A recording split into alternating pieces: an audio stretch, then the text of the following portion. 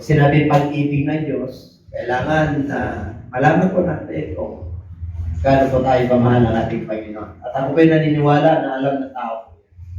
So, lahat ng nilalang po, kahit na iba't ibang paniniwala po natin, alam po nila kung paano bibigyan. At may mga karanasan po ang tao. Kaya nangungusap po ang Diyos sa bawat tao na kanyang nilalang. Kaya yun ang tatalakayin po natin. Kaya pag sinabing John 3:16, alam po lahat ng halos mga mananampalataya yan. Na ganun na lamang po ang pag-ibig ng Diyos. Ganun na lamang love. God so love. Yung so talaga, very, po yan, napakatindi. At yan po ay pinamalas ng Diyos ang kanyang pag-ibig sa pamagitan ng paglikha. Okay, yung makikita niyo po, buklatin niyo po ang scripture o ang kasulatan po. Nandun yung pag-ibig ng Diyos. Kaya mula po, ang Genesis chapter 1 hanggang verse 31 po yan. Hanggang Genesis chapter 2, verse 3. Ito po yung paglikha ng Diyos. Ang lahat. Mga heaven and earth, yung pangangailangan ng tao, yung mga lahat ng pangangailangan ng tao, pagkain, mga puno, mga isda, mga halaman, mga bunga ng putas ng puno, mga hayop na nilalang ng Diyos. At noong panghalin na araw po, nilikha ng Diyos ang tao. At noong pagpitong araw, sa chapter 2 ng Genesis, siya po ay nagpahinga. Okay? So, ipinamalas ng Diyos ang kanyang dakilang pag-ibig sa kanyang nilalang. At lagi po natin naririnig po yan. Dapat po, bilang mananampalataya, nalalasan po natin. Nararanasan po natin, ano man ang dumarating sa ating buhay, yung dakilang pag-ibig ng Diyos sa atin. Pangalawa, nagpahayag ang Diyos sa kanyang pag-ibig nung pagdating ng Panginoon po dito. Kasi nagkasala po ang tao. Kaya kailangan yung nalalasap na tao na kagandahan ng kay Diyos dahil sa kasalanan po, hindi po makakilos ang Diyos sa tao. Kaya ginawa ng ating Panginoon, meron siyang pangako na isang Misaya po na tagapagligtas ng buong sa katauhan, hindi na lang sa kanyang bansang Israel, kundi sa buong sa katauhan. At yan po ay sa pamagitan ng ating Panginoon Hesus. Kaya pinadala niya po upang ipahayag ng Panginoon Hesus ang kalooban ng Amang nasa langit. Upang lahat ng tao po ay magkaroon ng access, direct access sa Kanya. Hindi na po sa mga seremonya, hindi na po sa pamagitan ng mga hayop, kundi sa cross ng Kalbaryo, pinahayag niya yung nakila niya pag-ibig. And number 3, hindi lang po siya namatay, hindi lang po siya nilibing, hindi lang po siya nag-resurrect. Siya po ay ascension. Yung ascension, talagang kinuha po siya sa langit. At siya po ay babalik. Siya po ay babalik. At babalikan niya yung mga nananalig sa kanya. Kaya dito po, ipinahayag niya ng Diyos ang kanyang dakilang pag-ibig. At dapat ang mga anak ng Diyos ay nalalasap po nila yung dakilang pag-ibig ng Diyos. Dapat na-experience na po nila. Dapat nakukuha na po natin yung mga pagpapala ng Diyos. Kasi, ipinahayag niya na may instruction ng Diyos, natapos sa cross, may Holy Spirit tayo na gagabay, at may instruction ng Diyos na iniwan, may mga man of God na nangangaral, may fivefold ministry, ang apostoles, ang propeta ng Diyos, ang mga teachers, pastors, and evangelists. So, hindi na nagkulang ang ating Panginoon. Kung tayo man po ay nakakaranas po na mapagsubok sa buhay, natural lamang po yan. Kasi tayo po ay nilalang ng Diyos. Whether you are unbelievers or believers, meron tayong problema. Meron tayong pagkadaanan. Ang pagkakaiba lang po sa atin, meron tayong Diyos. Meron tayong Panginoon. Gumagaan yung ating mga problema at nagkakaroon tayo ng pag-asa. Nagkakaroon po tayo ng pag-ibig at pagtitiwala sa Diyos. At tayo po, na-inspire po tayo sa kanyang instruction. Kaya yung mga pagpapala ng Diyos ay nakaamba sa kanyang mga anak. Okay? Kaya dito po, meron tayong mga bagay na to consider para malasap po natin at malaman po natin na talagang ang Diyos, kahit na tayo po ay maraming kapalpakan sa buhay, ang Diyos po ay nananatiling tapat. Okay, number 1. Mayroon tayong tinatawag na unconditional love. Pag sinabing unconditional love, minahal tayo ng Diyos na walang, ano yun? Pasubali. Pasubali. Hindi niya tinignan yung ating kasalanan. Ano? Nagkasala si Adan at saka si Eva, hindi niya tinignan. Sa Genesis chapter 3, nagbigay kaagad ng instruction ng ating Panginoon na darating ang tagapagligtas. Okay? Lahat ng pangako ng Diyos, kahit na ilang taon, 1,000 years, 2,000 years, 3,000 years, hanggang 7,000 years, hindi po nagbago ang pangako ng ating Panginoon hanggang sa panahon po natin ngayon. Okay? Kasi yung pang 7,000 years daw, iba kasi ang kalendar ng ating Panginoon. Okay, sa tao, ibang kalendar ng ating Diyos. Sa tao po, kalendar niya 1,000 years, ang tao, 1 day lang sa ating Panginoon. Okay? Tandaan po natin yan. Isang araw lang, ang ating Panginoon 1,000 years sa tao. Ilang generation po yun. Kaya dito po napakarami. Kaya hindi po nagbabago ang pangako ng Diyos. Noong paglikha, pagdating ng ating Panginoon Isus, hanggang sa cross, hanggang yung pangako niya, kung paano ka papagpalain, hindi na nagkulang ang ating Panginoon. Sabihin mo sa katabi, hindi na nagkulang ang ating Diyos. Okay. Hindi nagkulang sa kanyang mga anak. Kaya nga, ang mga pangako ng Diyos, ang sabi po ng Bible, ang kagandahan loob ng Diyos ay sa mga matutuwid. Nakikita niya po yung kanyang mga anak. Kaya dito po, number 1, unconditional love. Exodus 34:6-7. Ano po itong walang pasubaling pag-ibig? Ito po. And the Lord passed before him and proclaimed, the Lord God, merciful and gracious, long-suffering and abounding in goodness and truth. Okay, 7. Keeping mercy for thousands, forgiving iniquity and transgression and sin, by no means clearing the guilty, visiting the iniquity of the fathers, upon the children and the children's children, to the third and the fourth generation. Okay, balik tayo sa 6.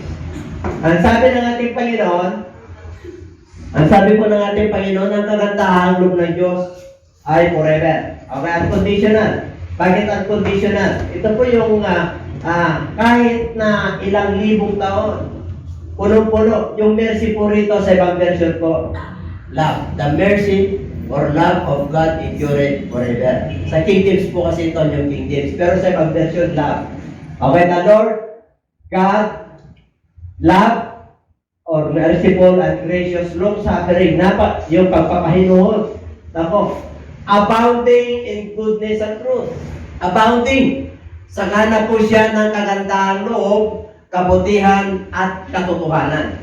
Ang Diyos natin ay ay totoo. Yung kanyang salita ay totoo. Ang kanyang pangako ay totoo. Okay? Pag sinabi ng Diyos na papagpalain kita, tinatawag ka, okay, susunod ka sa aking mga panuntunan, papagpalain ko ang inyong mga anak, yung kaapu-apuhan.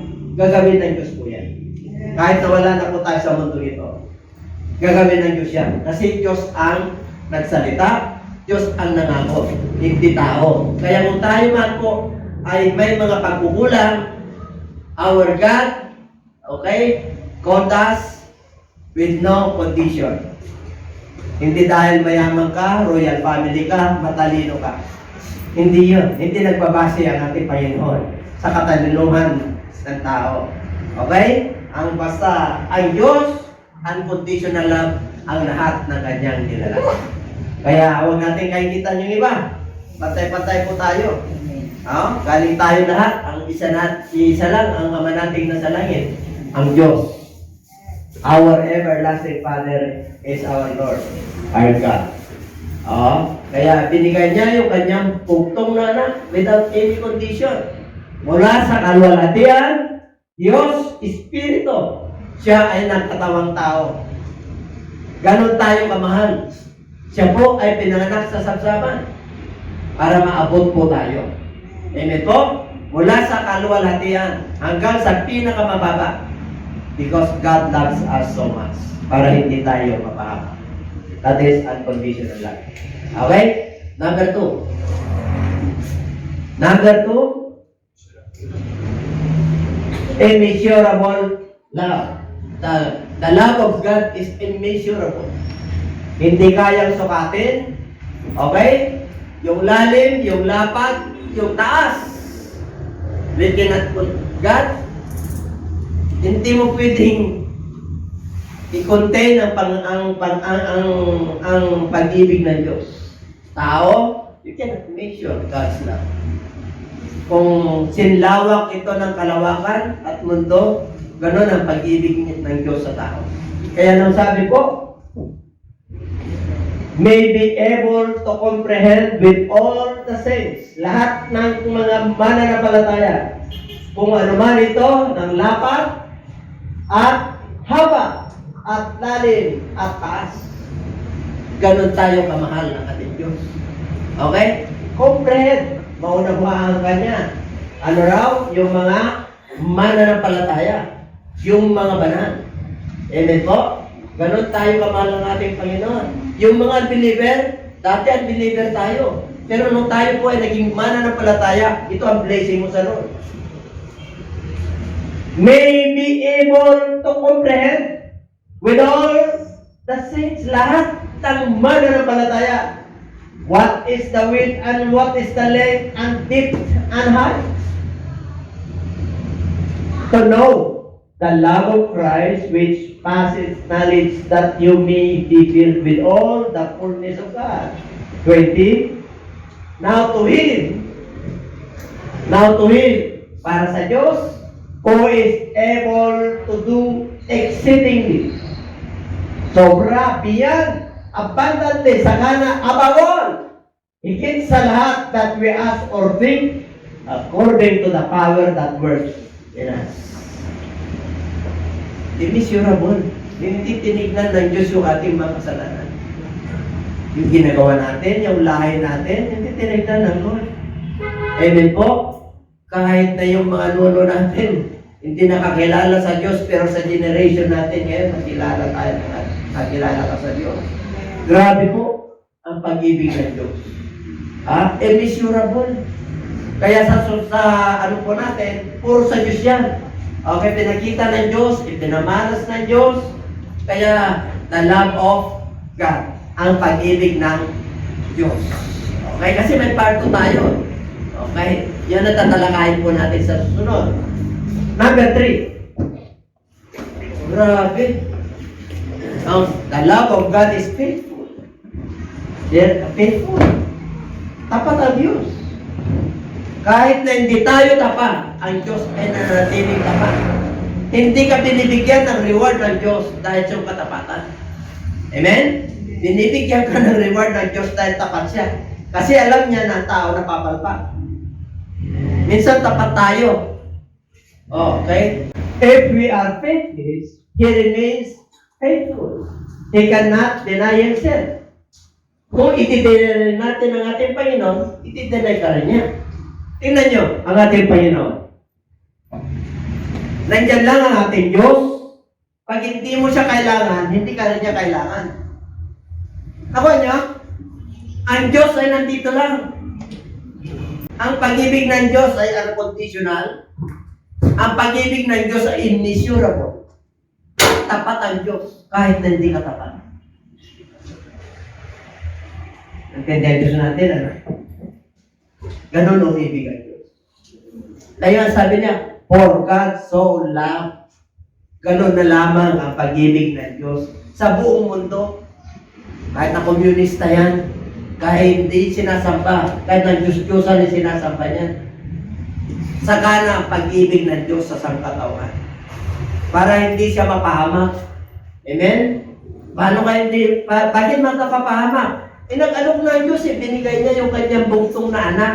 Anong kondisyon? Na kung sino mang sumampalataya sa kanya, ay hindi mapahamak. Tanong, bakit kunti lang ang mananampalataya?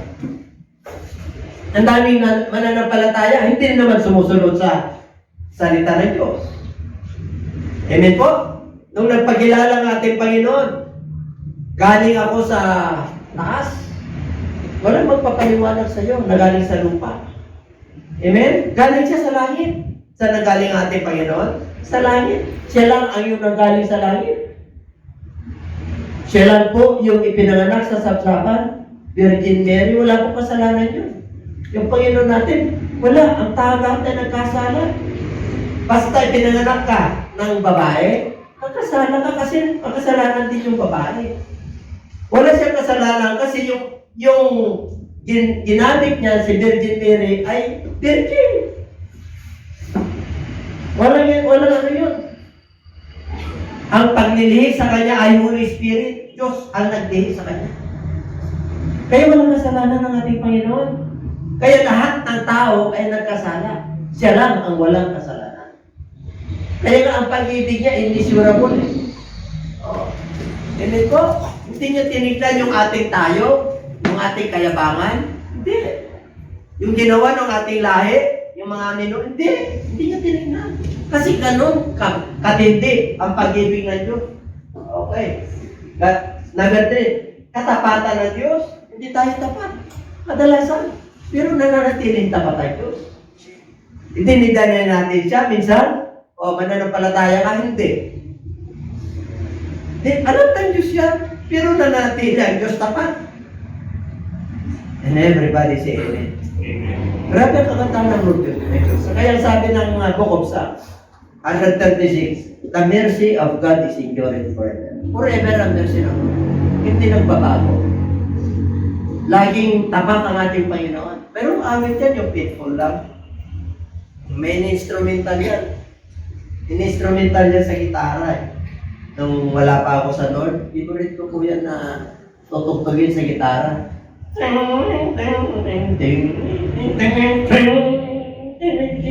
Diba? Faithful lang. Oh, gusto ko yan. Tapos nagkaganong-ganon pa ako. O, diba? Oh. Amen? Inaalay ko nung kayo pastora. Oh. Nung nagkilala na ako sa Lord, unti-unti, ay talagang siya talagang tapat kahit na minsan hindi sablay tayo, ang Diyos na nanatiling tapat. Sabi mo siya katabi, ang Diyos na nanatiling tapat. Number 4. Hindi bumibigo ang Diyos. Hindi. Akala nyo binibigo kayo na Diyos? Nag-dispira ko bishop eh. Hindi bumibigo ang Diyos. Basta kalooban niya, bibigay niya sa'yo.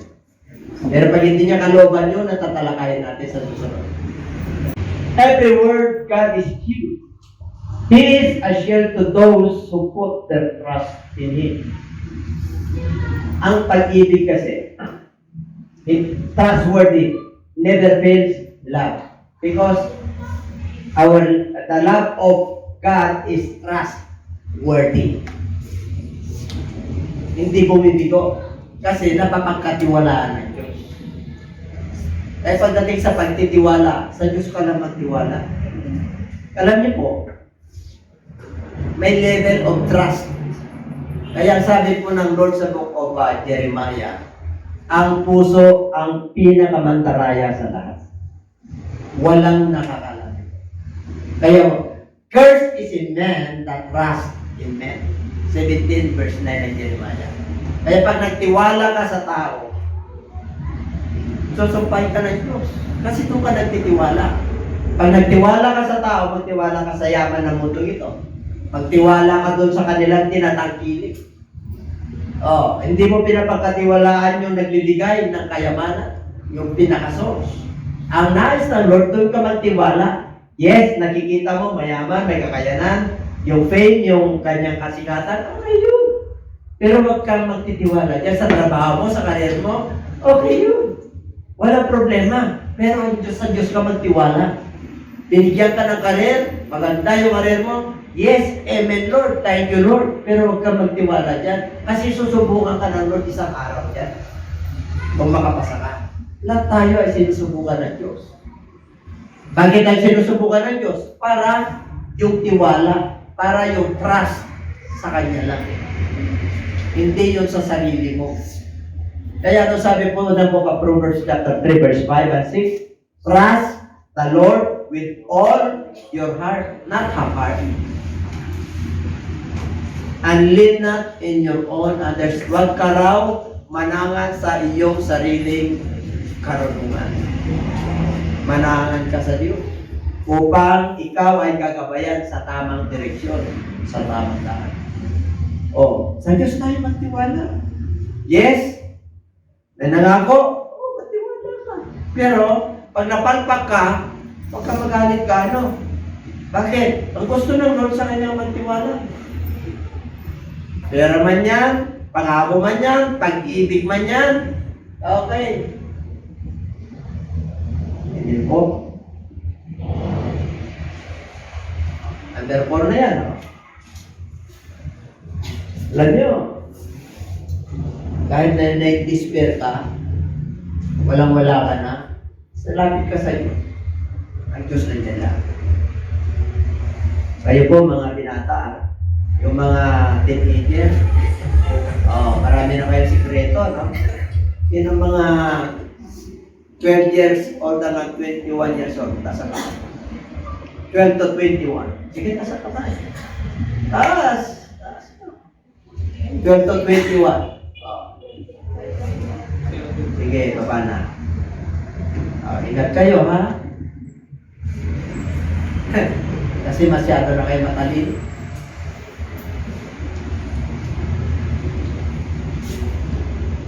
Ingat kayo. Bakit po? Kasi pagka kayo'y mananampalataya sa Spirit, susubukan kayo ng Diyos. Susubukan kayo ng Diyos gagawa ng mundo ito.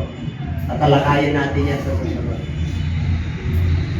Kaya, limitado lang po yung kanyang ginagawa pagdating sa mundo ito.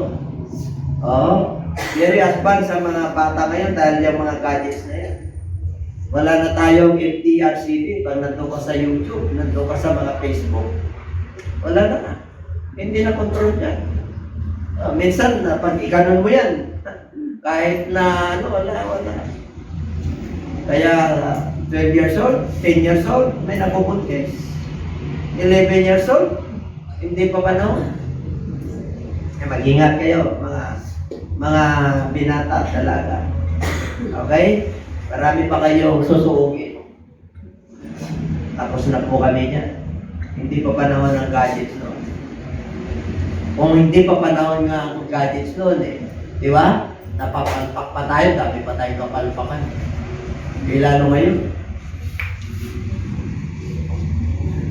Iba na po ang gawa ng demonyo ngayon. Kung ang demonyo noon, private first class lang, masitory, nagiging major na noon. Pataas ang rango ng demonyo. Kaya kung ang pananampalataya mo, pag corporal lang, tatawag ka. Major na. Lalo ngayon, general na. Kaya ang pananampalataya mo, pag general na rin. Kung 1 star ang demonyo, dapat 2 stars ka. Amen? Para kaya mo siyang ilang paso. Paano mo ilang paso yan? Private ka lang. Wala. Tatawanan ka lang. Alam nyo, demonyo. Kaya sabi ng Bible maging matalino ka. Nilagay kita sa gitna ng mundong ito. Sa gitna ng mga uso, mga lubong maninila. Kailangan matalino ka, kagaya na mas matalino ka sa demonyo. Paano mo malalaman ang gawa ng demonyo? Pag may gawa na ng demonyo, sabi na, resist the devil. Huwag mo entertaining yan. Pag alam mo na natutukso ka na at walang exempted sa tukso at papasok ka na sa kasalanan, resist sa pangalan ng Jesus. Kayong mga may asawa, sino mga may asawa rito? Oto. Resist mo. Amen po? Bakit? Dumarating yan kahit nakausap mo na yung asawa mo, may bamukang pupunta dyan. Ang demonyo yun, tinagpulang pa, madaloon. Likewise, sa babae at lalaki. Sa panahon ngayon, ang kasarian na ng tao, ilan? Nilikha ng tao, 2 lang. Pero kasarian ng tao ngayon, ilan na? Ang toilet, merong male, may female, transgender, alam niyo na yun. Ganon ang gawa ng demonyo. Kung ano ginawa niya sa Sodom at Gomorrah at dinunaw ng Diyos, ganon din ang gagawin niya. Sinabi ng ating Panginoon alalahanin Noong panahon ng Sodom at Gomora, alalahanin si Lot. Ano yung panahon ng Sodom at Gomora noon? Panahon po ng kanya. Di natin inano yun, di natin sila inuskahan, pero mag-ingat tayo. Okay? Kaya dito po, napakahal ng pag-ibig ng Lord, kahit kano ng ginagawa, tingnan nyo. Talented po sila. Di ba? Tingnan nyo. Talented. Kumikita sila. Kaya minamahal sila ng laban. Pero pag nanumbalik sa Lord, pinapatawad sila ng Lord eh. Amen po? Ganun kasi katindi ang pag-ibig ng Diyos sa sangkatawan. Hindi niya tinitingnan kung dalawa kasarian mo. Ang tinitingnan niya, yung ibinibigay niya sa'yo lagi yung pag-ibig. Kaya nga, may ginagamit ang Lord eh. Kahit saan kang lupalop eh. Ano, yung instruction niya, yung Holy Spirit, yung mga man of God, yung anak mo na mananampalataya, yung mga word of God na nakalagay sa mga gym, sa mga words, ang dami, sa TV, sa social media. Ganun tayo. Saka na ang pag-ibig ng Diyos, kaya lang natatablunan po tayo ng gawa ng mundo. Hindi po dinigo ang Diyos. Ang dami. Dinigo ako ng Diyos. Hindi ka dinigo ng Diyos. Ikaw ang bumigo sa Diyos. Because God did not give us. And everybody say Amen. Meron kang gusto sa Diyos, hindi mo nakuha, nagpala ng Diyos para sa iyo. May mas maganda kahit ibinigay siya ng Diyos. Bakit ibinigay ng Diyos sa iyo agad? Makulit ka eh. Ganun, hindi mo bibigyan ang Diyos. Bakit hindi ba napahamak? Makulit eh. Pag nandun na yung blessing ng Lord, napapangunahan ng Diyos. Alam niyo po, pag may blessing ka sa Lord, career man yan, sa pamilya man yan, kapayapaan man yan, pera man yan, abay, yan ang pagsubok sa iyo. Kasi marami pinagpapala, nawawala. Bakit po? Ang dami na niyang nalasap sa mundo ito eh. Kaya mag-ingat kayo pag may blessing kayo. Pag wala kang blessing, ang lakas ng pananampalataya mo. Lord, kailangan ko to. Nagpe-pray ka pa, nagpapastik ka. No, nandiyan na yung blessing. Ayan na. Umina na. Bakit? Nandiyan na eh. O sinusubukan ka ng Lord, pero hindi ka pinigo ng hati. Kailanman tinakulang ang Diyos. Amen? Kaya every month meron tayong pagka February, di ba? Pagka January pa lang, o New Year, Chinese New Year, o Christian's New Year. Pag lumuntag ka na lumuntag, lalaki ka. Lumaki ka ba? Ay kahit napapano, hindi mo alam, lumaki ka. Amen? O, yung iba, o na ano talaga, lumaki ba? Lumaki rin. Kasi hindi na natin ko lalo eh. Meron siyang, gusto mong lumaki? O, kayahin mo si Zacchaeus. Grabe si Zacchaeus, ang bit niya, pero yung pananampalataya niya, hindi niya makita si Kristo, makita siya sa puso. Oh, grabe ang pananampalataya niya. Hindi. Every word of God is He is a shield to those who put their trust in Him. Pero pag nagtitiwala ka, may shield. May shield. Yung panangga, iniingatan ka ng Diyos. The fiery arrows of the devil, sa harap, sa likod, ako. Kompleto ka ng armor of God. Spiritually, gano'n tayo naibigan nun eh. Bakit yung mga iba walang panangga, pero iningatan pa rin sila ng Diyos? Bakit? Ganun ang naibigan Diyos eh. Kahit hindi na sumusunod, binubuhay pa rin siya. Diba? Ang daming mga sabi na, kunin mo na ako Lord. Tingnan ko. Binibigyan pa sila ng chance ng Lord. Bakit po? Hindi siya bumibigo. Bigo ka na pero bibigyan ka pa rin ng chance ng Lord para mamuhay ng masaya at salay. Kailan ang tao may pag-ibig? Pinili niya na yun. Yun ang pinili niya. Pero ang Diyos, ang pinili niya, mahalin ka.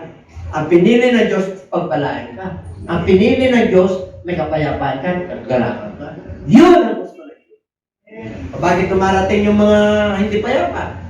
Ginusto mo yun eh. Yun ang sinunod mo eh.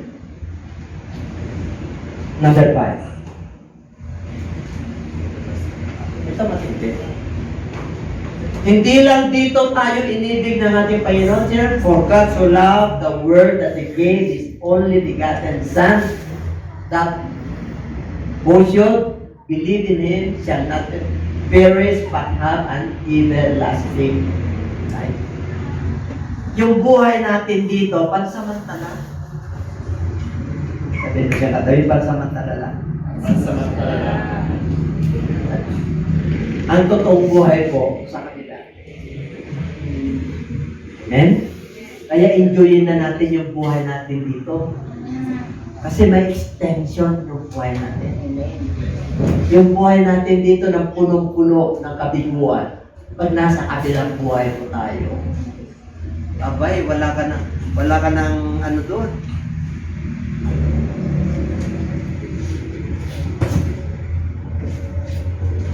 Nandun may battery doon. Battery. Battery. Tapos battery. Okay.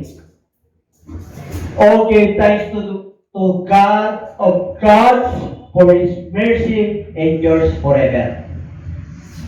Yung mercy po dyan lang sa ibang version. His love endures forever. Everlasting love. Grabe ang pag-ibig ng Diyos. Bukas sa katawan. Alam niyo kung bakit? Binigyan niya tayo ng partida. Pagpili. Hell or heaven. Alam mo lang naman ang pagpipili ng tao eh. Light or darkness. Kaguluhan o kapayapaan. Kagalakan o hate. Joy or hate. Diba? Oo. Mabait o mabangis.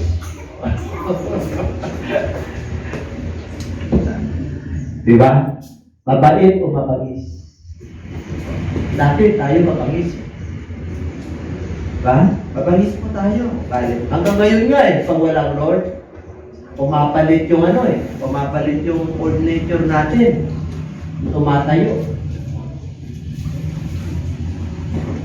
Magpasalamat kayo sa mga Diyos ng mga Diyos. Yung Diyos natin, malaking Diyos eh. Itong maliit na Diyos. Pato. Sarili mo.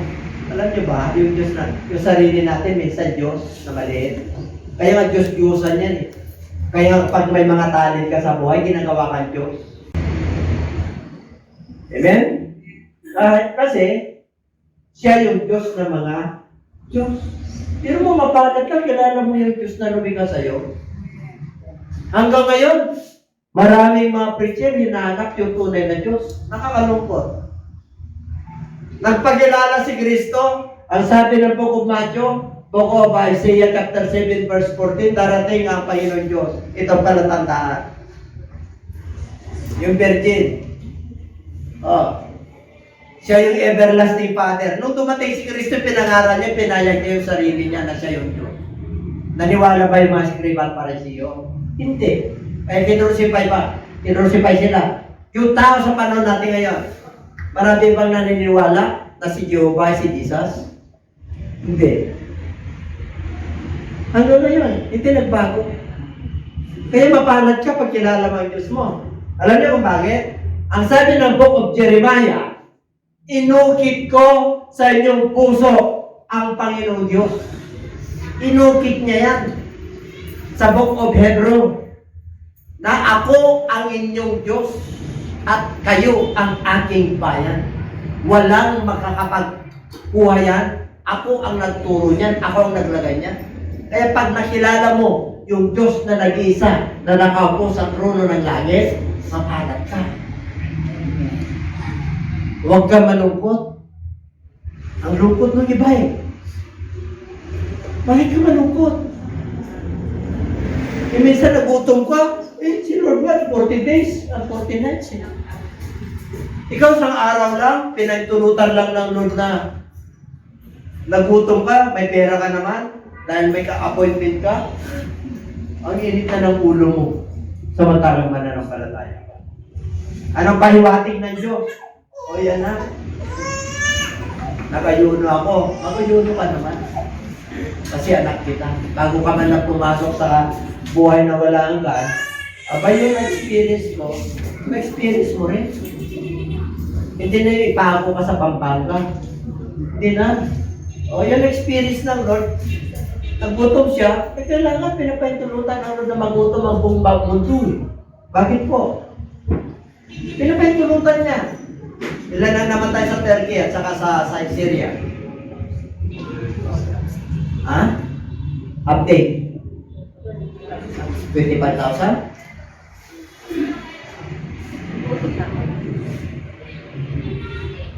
Ilang araw pa lang yun. Ang dami activity. 7.8 magnitude. Ilan yung tumama na magnitude dito sa Pilipinas nung pinakamatindi, nung yung Hyatt Hotel? 7 lang yun?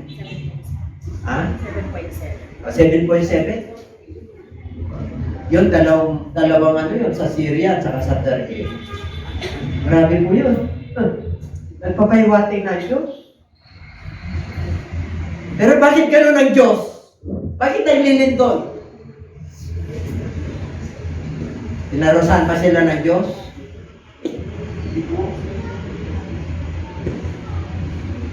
Ganon sila kaibig ng Diyos. Mahal sila ng Diyos, bakit? Puro giyera doon Yan ang para ng Diyos Para ng Diyos, para yung buong sa katawan, maawa. Kasi, hindi magigising ang tao. Yung pandemya, nagiging matulungin ng mayayamang bansa. Para umusbong at magising ang tao.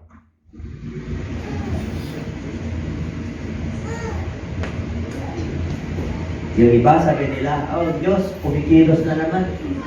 Yung ibang denomination, nagbabawas ang Diyos. Bakit? Wala nang pagkain ng tao. Ibang pag-ibig ng Diyos. Iba ang paraan ng Diyos. Kaya grabe po. The Lord has appeared aboard me saying, yes, I have loved you with an everlasting love. Therefore, with loving kindness, I have drawn you. Kung pag-ibig lang pinag-uusapan, hindi mo pwedeng questionin ang Diyos. Sumunod ka lang at magpuri ka. And everybody say, tingnan nyo. Ang title natin, part 1, is Love of God. Mayroon tayong part 2, Love for God. Dinigay niya pag-ibig ng Diyos. Nung ikaw ay naging mananampalataya ng isip, paano mo naman ibigin ng Diyos? Part 2 po yun. Okay? Meron tayong tinatapos. Lord na tayo. Tapos na yun, ha? God's love is perfect and amazing.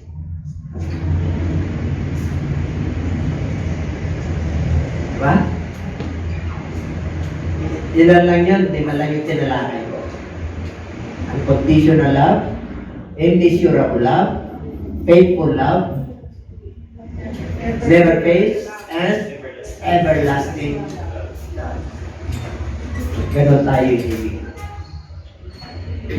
Hindi niya tinignan yung kahinaan natin, yung kapalpakan natin, yung kasalanan natin. Kaya nandito tayo Kaya nga payapa tayo. Yung iba hindi nga payapa Naghahanap pa sila ng kapayapaan, pero nandito na sa atin yung kapayapaan.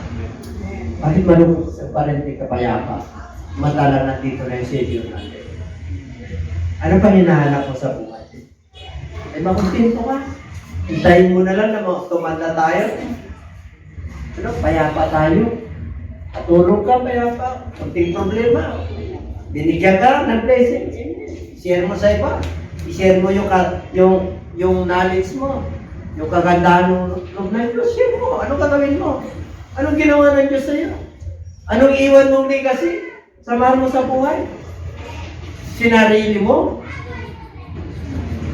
Yan ang papag-aralan natin sa part ko. Kasi pinakita na ng Lord yung pag-ibig niya Nandiyan na yung pag-ibig ng Lord. Nandiyan yung pagpapala ng Diyos. Ang gawin mo na lang, sumunod. Sabi mo siya katabi, gagawin na lang natin sumunod. Sumusunod nga tayo, nagre-reklamo na. Hindi tayo perfect. Sabi ng Lord, God's love is perfect and amazing. How amazing is God? Amazing love. Ooh.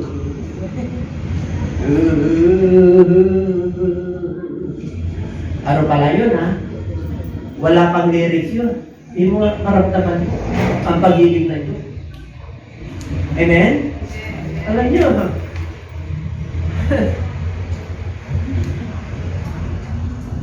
You cannot express the joy.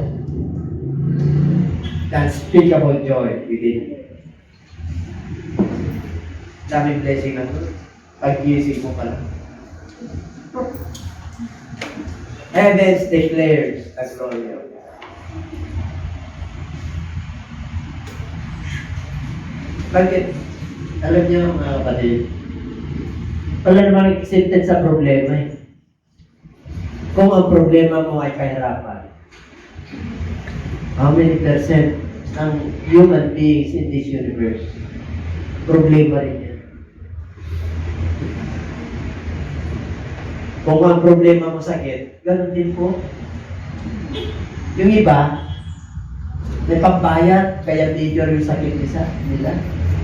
Ikaw naman, kahit na napalian ka na-dislocate lang, ibabalik ng Lord kasi alam ng Lord na wala kang pagpa-opera. God's amazing love. Alam ng Diyos kung nanali ka sa Kanya. Alam ng Diyos ang kakayanan. Kaya huwag mong pangunahan ng Diyos. Ang kailangan lang, magtiwala ka sa Diyos. Ang kailangan lang, sumunod ka sa Diyos. Para makakilos siya. Alam niyo po, lahat ng nilikha ng Diyos, magkakaiba po tayo. Magkakaiba tayo ng heartbeat, magkakaiba tayo ng footprints, ng mga fingerprints. Pati din Diyos, magkakaiba. Ilang billion po tayo. Ganon tayo hinulma ng ating Panginoon. Iba-ibang personality natin. Pero pag yung pag-ibig ng Diyos ay nasa iyo, maunawaan mo yung kapwa mo. Hindi tayo perfect. But God is the only God. Siya lang po ang perfecto. Pero habang sumusunod po tayo sa Diyos, nagiging perfecto ka. Kasi naunawaan mo, binibigyan ka ng knowledge at karunungan ng Diyos. Kaya sabi ko yan, we love Him because He first loves us. Whether we like it or not. Kailangan magmahal ka. Kasi siya yung unang umibig, ipinaramdam niya, ipinakita niya, ipinalasap niya, hanggang sa cross, hanggang sa kamatayan, ibinigay niya yung buhay niya para tayo ay mabuhay. Sa sabsaban siya pinanganak para hindi ka papanganak doon.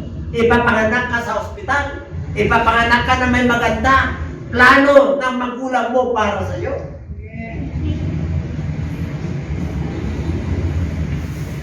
Amen. Ano pang hinahanap mo sa Diyos kung mananampalataya ka? Yun yung tatalakayin natin partner. Yan kaloob, pinamalas ng Diyos ang pag-ibig niya sa lahat. Ikaw naman, paano mo mamahal sa Diyos? The love of God and the love for God. Viewers, part 2 po sa susunod na linggo ako ngayon. Alas 7 po yung online po natin. Pray niyo po na magiging simple lang po at pagpalain po tayo para natin tayo. Okay? Dito po, siya unang-unang umitig sa atin kahit na anong palpak mo, ano kasalanan mo, ano sabi ng book of Isaiah, kahit na gaano kapula ang iyong kasalanan, gagawin niya parang nibig, puting-puti, parang yelo. Wala. Kayang burahin ng Diyos lahat ng ating mga kasalanan. Ganun tayo, kamahal ng ating tayo. Magsisi po tayo kung tayo po ay nagkulang, nagkasala, nagkamali. Balik-log tayo sa Diyos. Tayo agad Lord forgive. Kasala ka sa kapwa mo, pasensya ka na. Kasala ka sa misis mo, matawad. Straight is moved up toward us. So that we receive Christ like us. Ipinakita ng Diyos ang dakilang pag-ibig niya sa atin lahat. makasalanan tayo makasalanan tayo dapat nakapako. Pero si Kristo, siyang napako para sa atin. Kaya nga, may direct access tayo sa Diyos. Tumawag ka sa Diyos ngayon, kahit saan ka. Nanto ka agad, kung karapat-dapat ka tumawag sa Kanya. Kasi pagka may ginagawa ka, ang unang hahadlang ng blessing mo ay ang demonyo. Alam niyo ba, daming demonyo dyan sa yero natin, yung pataas, sa kalawakan, naglipanan ng demonyo dyan. Kaya pagka hindi ka karapat dapat sa Lord, ay pagpipistahan yung pagpuri at pagsamba mo, pipigilan niya. Pero pag karapat dapat ka, ay Lord, naku, diretso yan. Umahawi ang demonyo. Pagsamba mo lang, wah! Wala, diretso sa trono ng Diyos. Amen? Kaya pag nag-pray ka sa Kanya, diretso. Walang sagaban eh. Sinabi sa book of Isaiah yan. Your iniquities and your sins are separated thee between you and your God. Ang iyong kasalanan and iniquities, makatampalasanan na yung ginagawa. Siya nagpapahiwalay sa inyo, sa iyo si Jesus. Kaya kung gusto mo na dikit kayo lagi ang Lord, ay sumunod ka. Kung dumating ang demonyo, tuksohin ka, rebuke mo, resist, kasi kasama mo ang Diyos eh.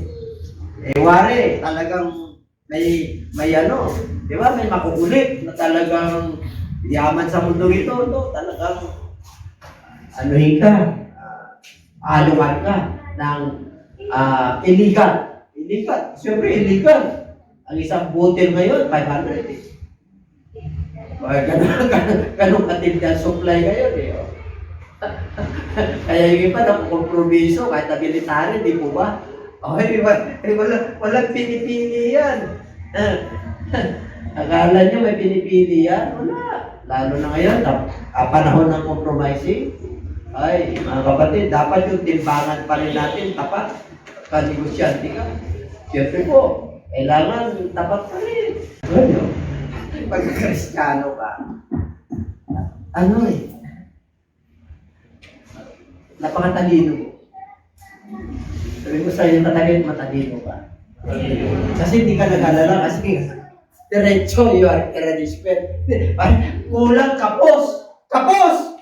Kulang yung sweldo ko! Basta mamagkasya yan, tapat ka sa Diyos. Anong gagawin mo? Anong gagawin mo? Kaya mga viewers, anong gagawin niya? Instruction ng Lord, napakaliwanag eh. Yung 10% hindi yun yan sa Diyos.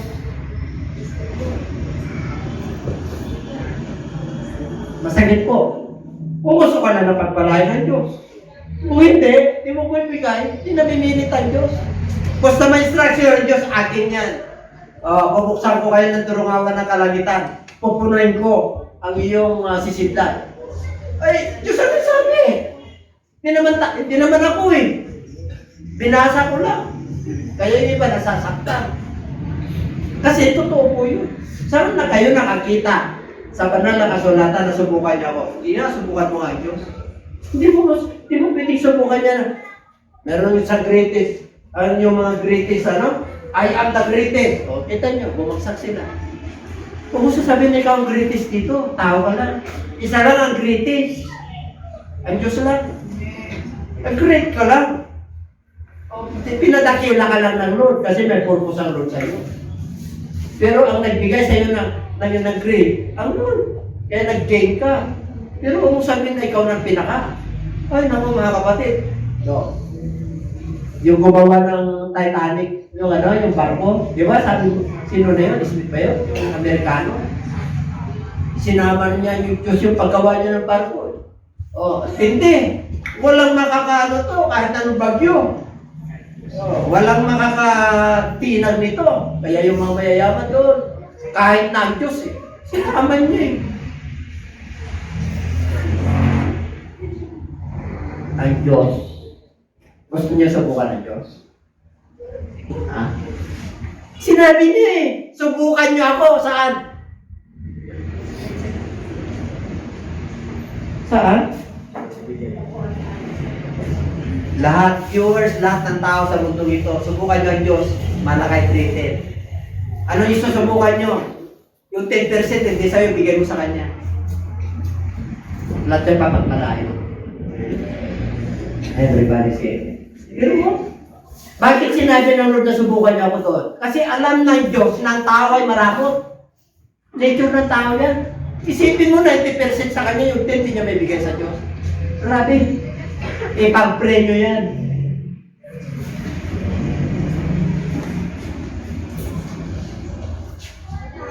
Pag nabigay mo yan, kahit na hindi mo bigay yan, nananatiling tapat tayo sa iyo.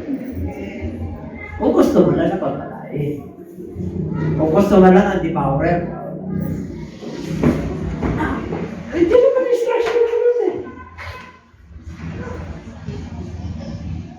Subok ko na yan eh. Tingnan niyo ang Diyos. Pinagpala ako ng financial pero wala sa akin. Tapat ba ang Diyos? Tapat eh. Tapat eh. Bakit po? Ina-forgive ko sila eh. Tapat ang Diyos, di ba? Kaya tapat ang Diyos, hindi maging tapat ka pa rin. Kahit na gagawin ka ng hindi maganda, meron ka naman everlasting life eh. Hindi kaya bayaran yung everlasting life kahit na binunaryo ka rito. Amen po? Ay.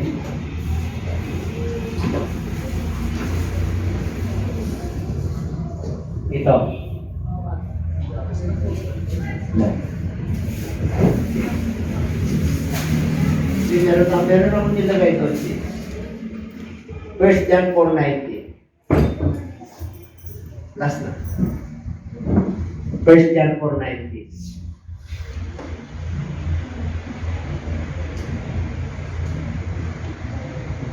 Ano nakalagay doon?